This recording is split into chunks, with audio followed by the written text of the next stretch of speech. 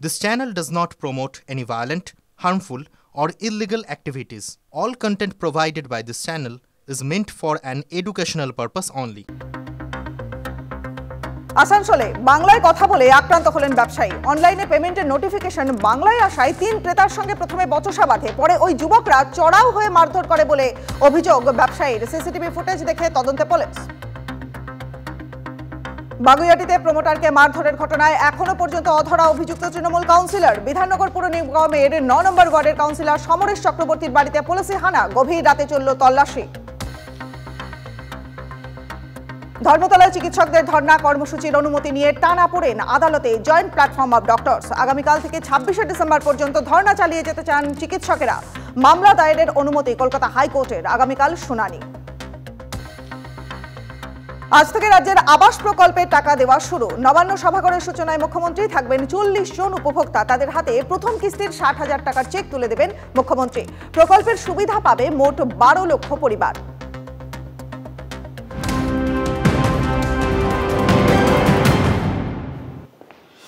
দেখছেন টিভি9 বাংলা। রনি পাল হচ্ছে আপনাদের সঙ্গে। বাগুইআটির খবর দিয়ে শুরু করি, কারণ বাগুইআটিতে প্রমোটারকে মারধরের ঘটনায় এখনো পর্যন্ত অধরা অভিযুক্ত তৃণমূল কাউন্সিলরের খোঁজে এবার বাড়িতে নোটিশ পুলিশের।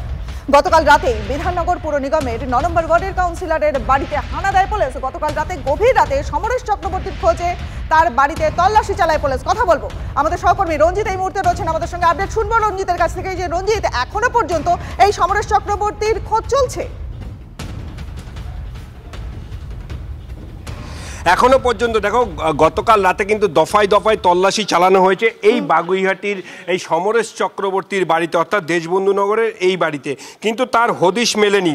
এবং তারপর থেকেই এই বাগুইহাটি প্রমোটার কিশোর হালদারকে বন্দুকের বাট দিয়ে মারধর করার অপরাধে এবং রক্তাক্ত করার অপরাধে, অর্থাৎ তোলা না দেওয়ায় তাকে মারধর করার অপরাধ, এবং সেই অভিযোগে কিন্তু সমরেশ চক্রবর্তী, তোমাকে একটু দেখাবার চেষ্টা করি, এই হচ্ছে সমরেশ চক্রবর্তীর বাড়ি এবং দোতলায় তিনি থাকেন।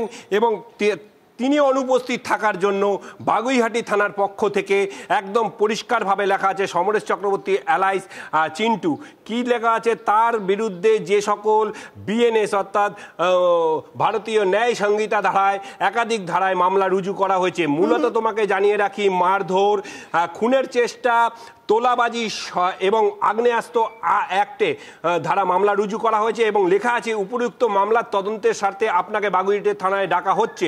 আপনি ২৪ ঘন্টার মধ্যে বাগুইহাটি থানায় আসিয়া নিম্ন স্বাক্ষরকারী অফিসারের সঙ্গে সাক্ষাৎ করুন।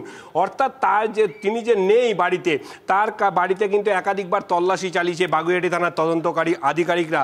মূলত এই প্রমোটার কিশোর হালদারের কাছ থেকে ৩০ লক্ষ টাকা তোলা চেয়েছিল এবং সেই তোলার টাকা না দেওয়ায় তার উপর আক্রমণ করা হয়েছিল। শুধুমাত্র এই সমরেশ চক্রবর্তী নয়, তার সঙ্গে রয়েছে তৃণমূল যুব নেতা গোবিন্দ দাস, তার বাড়িতেও কিন্তু এইভাবেই কিন্তু তার যে রয়েছে, এইভাবেই তার বাড়িতেও কিন্তু নোটিশ সার্ভ করবার জন্য বাগুইহাটি থানার তদন্তকারীরা গেছে। এবং মূলত তোমাকে জানিয়ে রাখি, এই মুহূর্তে কিন্তু যে তদন্তকারী আধিকারিকরা চিন্টু অর্থাৎ এই সমরেশ চক্রবর্তী ৯ নম্বর ওয়ার্ডের কাউন্সিলরের খোঁজে তল্লাশি চালাচ্ছে।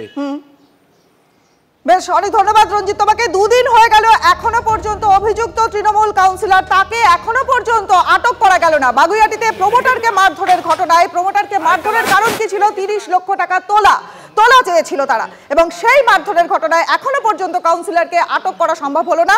তল্লাশি চালাচ্ছে পুলিশ।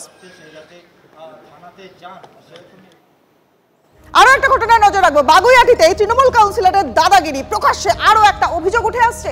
রঘুনাথপুরে এক প্রমোটারকে বন্দুকের বাট, লোহার রড, এই সমস্ত জিনিস দিয়ে মারধরের অভিযোগ আগে উঠেছিল, আর এবার মুখ খুললেন আরো একজন প্রমোটার। বিধাননগর পুর নিগমের ৯ নম্বর ওয়ার্ড, সেই ওয়ার্ডের কাউন্সিলর সমরেশ চক্রবর্তী। সেই সমরেশ চক্রবর্তীর বিরুদ্ধে একের পর এক দাদাগিরির অভিযোগ উঠছে। দেখুন,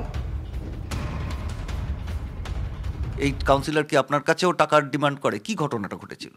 না, আমি কাজটা যখন শুরু করি বা শুরু করতে যাই, সমরেশ দা আমাকে ডেকেছিল যে আপনি একটু আসুন, দেখা করুন। তা বললো আপনি তো কাজটা শুরু করছেন, তাহলে কাজটা আমাদেরকে স্কোয়ার ফিটে কাজটাকে দিন, আমরা স্কোয়ার ফিটে কাজটাকে করবো। আমাদের গণপতি এন্টারপ্রাইজ যে কোম্পানি আছে, সেই কোম্পানির সঙ্গে কাজ হচ্ছে আমার। তা আতঙ্কিত হলাম যে এরকম যে একটা হতে পারে যে বন্দুকের বাট দিয়ে একজন মাথার খুব ফাটিয়ে দিতে পারে। আজকে বন্দুকের পেছন দিকটা গেছে, কালকে তো সামনের দিকটা আসতে কতক্ষণ লাগবে। এটা সত্যি আমি আতঙ্কিত, কারণ আমি যেহেতু এই প্রফেশনের যুক্ত, ওনার ক্ষেত্রে হয়েছে, আমার ক্ষেত্রেও হতে পারতো। বাড়ি থেকে প্রচুর প্রেশার করছে আমাকে যে দেখছো এসব জিনিস হচ্ছে, আমাদের আর দরকার নেই, যেটুকখানি আছে আমরা ডাল ভাত খেয়ে চলে যাবো।